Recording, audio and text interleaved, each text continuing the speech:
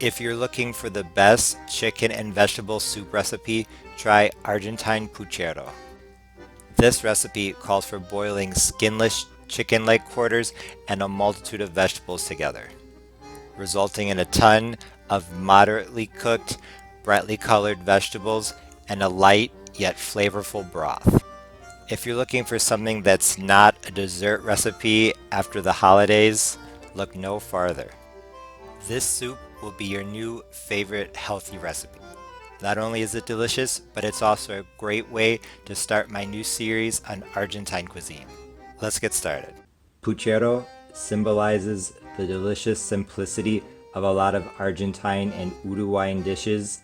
That's why, as I start my new Argentine series, I thought that even though I've already done 2 Puchero recipe videos, redoing the recipe would be a good way to kick off the change in direction.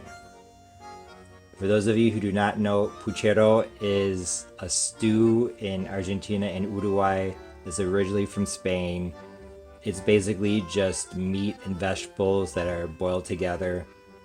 What makes Puchero interesting is not only the choice of vegetables, but also their texture. Unlike a lot of stews in which everything falls apart and forms a sauce kind of, with a puchero, the goal is to cook all the vegetables in the meat, but to have everything maintain its shape.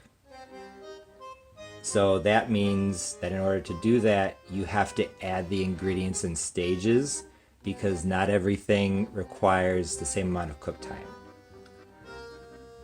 When you're making a puchero, the first thing you do is you add the meat. You could do beef. If you use beef, I would recommend beef shank, but I like to use chicken. So I am going to use chicken leg quarters. I have just over 2 pounds of chicken leg quarters. Usually that means 3, but some of these were small, so this time it means 2 fairly good sized ones and 2 small ones. As you can see, I took off the skin and I took off most of the fat as well, but not all. I'm just going to place the chicken leg quarters into the pot like this.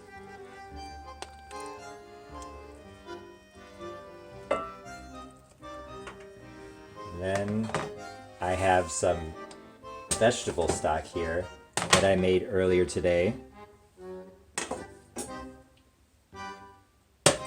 All I did is I just boiled garlic, onion, celery, and carrot along with 2 small bay leaves. And after I let that simmer for about an hour and a half, I strained it, and here it is. With puchero, honestly, I need a new pot. But with the puchero, you add a ton of vegetables, and like I said, they're whole. So you really have to be careful in the beginning in regards to the amount of water or broth that you put in. You don't want to add a ton of water now, because if you do, when you start adding the vegetables, the pot is going to overflow. That's why at this point in the recipe, it's really important not to add too much liquid. That's why I recommend putting the meat into the pot first and then adding enough liquid to cover the meat. I didn't add any salt or pepper when making the vegetable broth, so now I added some. Although I initially added just half a teaspoon of salt and a quarter teaspoon of black pepper, when I tried the broth later on, I realized that I usually add 1 teaspoon of salt. So in total, I added 1 teaspoon of salt and a quarter teaspoon of black pepper. Although 1 teaspoon of salt does make it a little bit salty, I like it that way. However, if you've never made this chicken and vegetable soup recipe before, I would recommend about half of a teaspoon. After adding the salt and pepper to the broth, I then turned the heat on high and boiled the chicken for 30 minutes. I know that in terms of spice, I didn't add a ton, just some salt and black pepper. And you might be thinking, hey Parnell, what about other things? You can add other things if you want as the recipe progresses, but really the idea of a puchero is to be able to taste the ingredients on their own, to be able to taste the meat to taste the squash, to taste the potato. I don't feel like this dish is really meant to be super condimented. It's meant to be a celebration of all the ingredients individually. All the meats, or in this case just one meat, the meat and the vegetables cooked but still firm, suspended in a lightly flavored broth. That is what it is supposed to be. It is now at a full boil. I did stir it a little bit so that the pieces of chicken that ended up sticking out of the water, I turned those over. Now I'm just gonna lower it down to medium 3 out of 6 and let it cook for half an hour. I personally don't skim it. The foam tends to disappear after a while. And when I stirred the chicken, it did splash a little bit, so there's a stain underneath there. So just be careful when you flip this, or if you stir the chicken, if it splashes over the side, be careful about that. The chicken has now been cooking on medium heat, gas mark 3 out of 6, for half an hour. As you can see, the water level has gone down significantly, but that's actually a good thing because we're about to add a lot of vegetables. And you will be amazed by how much that water level is going to go back up again. So like I said in the beginning, be careful in regards to how much water and or broth that you add to the puchero in the beginning. It is kind of a lot of quilombo chopping all the vegetables necessary for this, but it's well worth the effort. It's well worth the wait because it's absolutely delicious. All of these measurements are going to be in grams. I'm going to try to give you an idea in terms of the size of the vegetables or measurements of volume. But like I said, with the puchero, the idea is to have everything be a whole piece, and it's really hard to get a measurement of volume like a cup or half a cup if things are large chunks. So I will do my best. At this point, I like to add some garlic. I'm going to add 3 to 4 cloves of garlic. I like garlic, so I'm going to add more.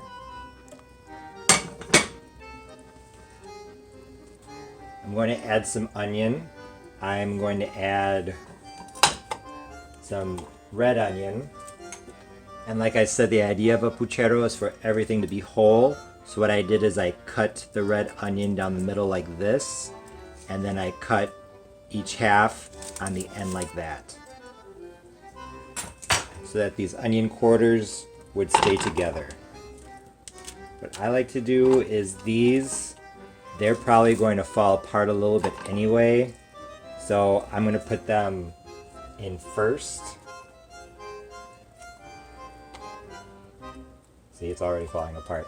And then these that were the bottom, these pieces hold together better, so I put them on the top. I'll put one in now, one later, and one small yellow onion. Actually, I'll put that in on the top later. I'm adding some butternut squash and sweet potato, which I'll show you in a minute. But before I add the large pieces, I like to add a little bit, maybe 2 tablespoons of each, chopped up very finely. This will break down into the broth and make the broth a sweet orange, absolutely delicious broth. Puchero broth is usually clear, but I really like sweet things. I'm sure you're not surprised based on the number of pies and cakes on my channel.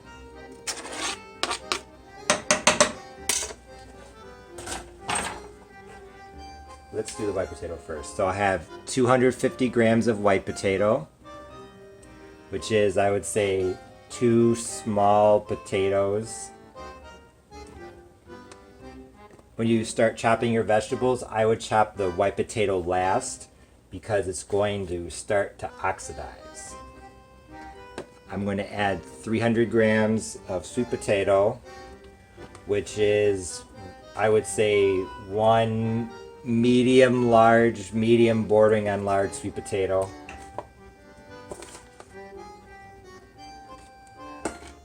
And now 350 grams of butternut squash. Beautiful orange color. I like to put the squash in last because it breaks down fairly easily.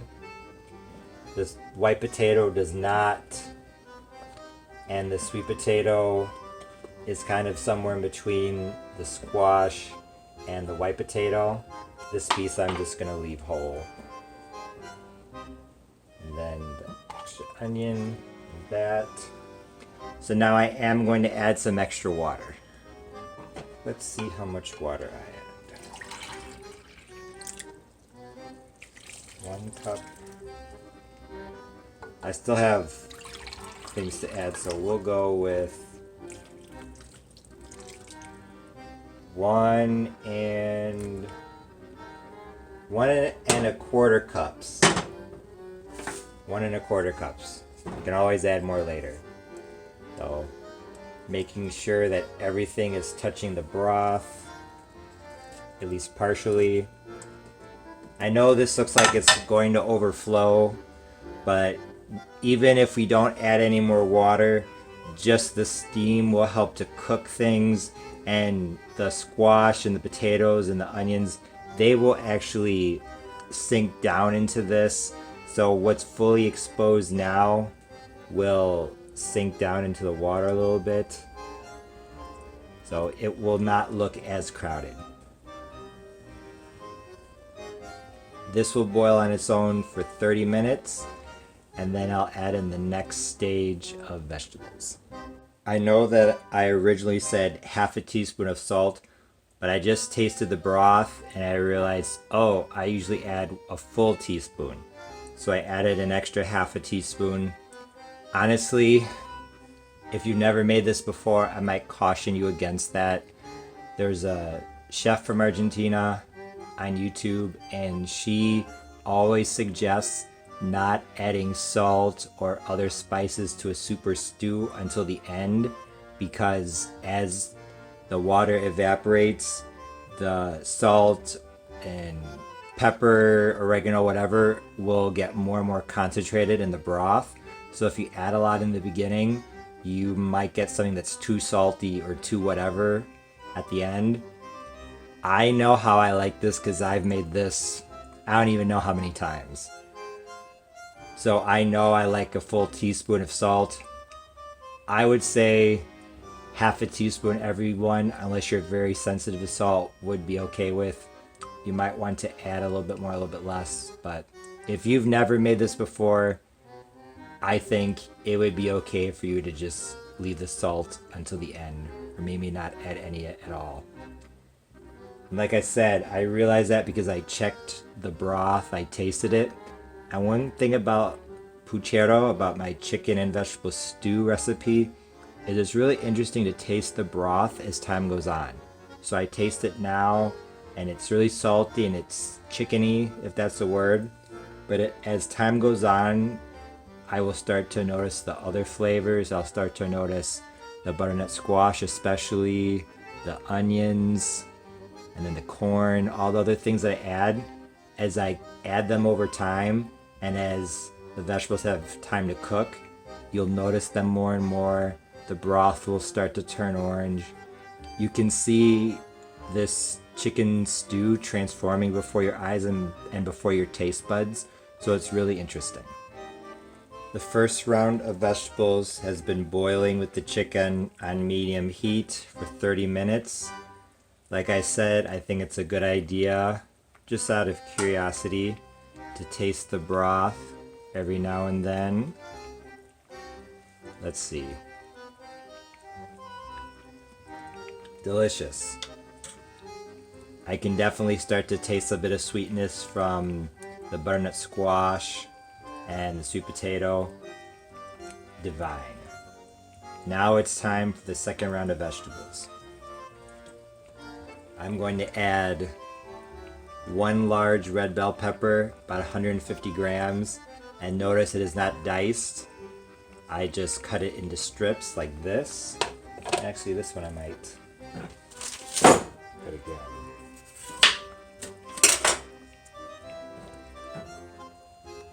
Now I have 5 strips of red bell pepper. And this can be kind of interesting.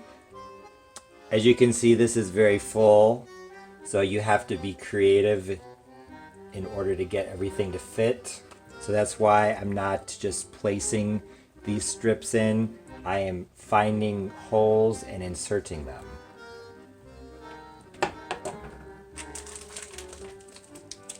Corn is in almost every puchero recipe in Argentina. Since I am making this in winter, it's hard to get fresh corn, so I'm using frozen. So I really like corn in puchero. It's amazing. I can't tell you how good it is. I'm going to add 2 ears of corn. Ideally, if this were fresh, I would cut these in half and put them in, but that is not going to happen. I'm just going to do my best to get them into that broth so that they can cook. I might have to do some rearranging later. Turn them so that the side that's sticking up is then face in. And some of the other vegetables, they're going to come up out of the liquid, but that is not preventable right now. Because, like I said, I need a bigger pot. I have some green onion, 4 large green onions. I cut off the roots. Now I'm just going to find ways to insert them in.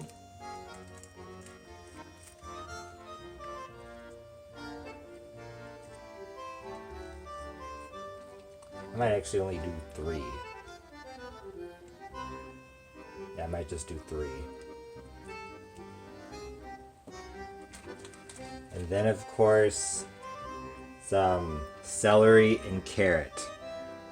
I don't really care for boiled carrot or boiled celery that much, so I'm adding this more out of obligation than real desire because it's in almost every recipe. So what I'm going to do is I'm going to add half of the celery stalk, and I actually might go with a smaller carrot. Honestly, I think this is kind of pushing it, so I am going to remove some of the broth. I'm going to take some of the broth now, which is actually a translation from Spanish, kind of Spanglish, tomar el caldo. So I'm literally going to drink the broth. My ladle. In Spanish, a lot of times you use the verb tomar, which means take, when you're drinking something. So that's what I meant. And this is a good way to show you the broth. It's starting to turn orange, which means it's starting to get sweet. You can see the bits of butternut squash and sweet potato, but especially butternut squash floating around in that broth. You can see a little bit of chicken fat. This is absolutely delicious, even now. The last round of vegetables have been boiling now for 15 minutes. The corn, I realized it was really making it difficult to fit everything into the pot, so once it had defrosted, I lifted it up out of the pot and cut it in half and put it back in. As you can see, it helped a lot. I stirred stuff around a little bit, and things that are definitely sticking out of the broth, I used my spoon or the ladle, and every once in a while just poured some of the broth over them to help cook them a little bit. Now with 15 minutes left of cooking time, I'm going to add the last vegetable. I'm going to add Swiss chard, red Swiss chard. If you've never had this before, it's really delicious, it's really mild. I know collard greens or turnip greens can have kind of a strong taste, but I think that Swiss chard is pretty mild, kind of like spinach. So if you want to try a new leafy green, you like spinach, I would try some chard. Usually in Argentina they use green chard, but I like the way that the red Swiss chard looks, so that's what I'm going to use. This is really easy if you freeze it ahead of time, because it just kind of, I'm not going to use the word melt, but it just finds its way into the pot.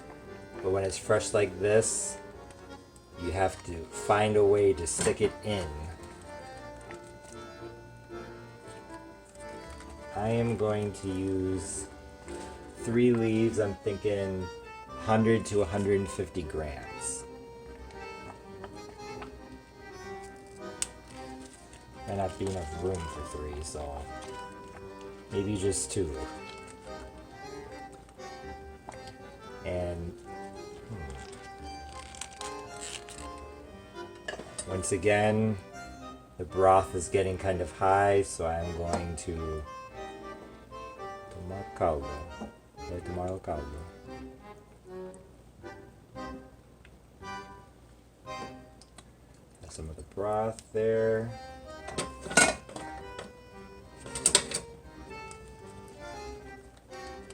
Let's find a way to put this down in. Be careful of your fingers, because this broth is hot. Even though it looks like it will not fit now, just like when you're making a pot of collard greens, once the leaves start to cook, they will wilt down a lot. And I don't want to break this up too much because, like I said, the point of a puchero is to have everything stay fairly whole. It's actually only been about 12 minutes since I added the red Swiss chard, and I think it's done. What I did is I just kept pushing it down into the broth, and it cooked.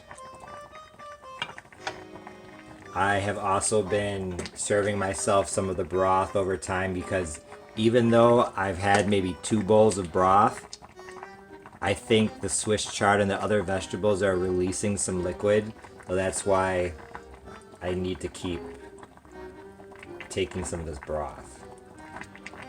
I just want to show you what it looks like, how dark the color is now. I think it's kind of tinged a little bit red, probably because of the red Swiss chard. But this is so flavorful, so sweet, but not too sweet, so delicious. I cannot wait to try this.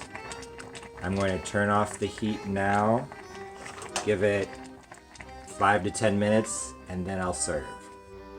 After trying this, I could say once again with all confidence that Puchero is the best chicken and vegetable soup recipe ever. As I said earlier in the video, the point of a Puchero is to be able to taste all of the individual ingredients intact, suspended in a lightly flavored broth. Although my broth is probably sweeter and more flavorful than most traditional Argentine Puchero, I think I still did a really good job of staying true to the original concept. I know that after the holidays, you're probably looking for healthier recipes, and this is definitely one of those. By taking the skin off the chicken and adding vegetables of all colors of the rainbow, this chicken and vegetable soup recipe is full of vitamins and minerals. Considering how hearty, nutritious, and relatively affordable this Puchero is, it should be no surprise that in Argentina the phrase ganar el Puchero, which translates directly as to earn the Puchero, means to earn a living. This soup contains everything that you need in order to live a long, healthy, and happy life. I use pretty much all the vegetables that are normally used in a Puchero recipe. Some recipes, especially using beef shank, call for chickpeas. But after thinking about it, since the broth is so sweet, I don't think that chickpeas would really go well in this chicken and vegetable soup. However, since beef shank Puchero is extremely popular in Argentina, I will have to make that at some point. My gut tells me that it might be better, more savory, not quite as sweet, so maybe I'll add chickpeas to that one.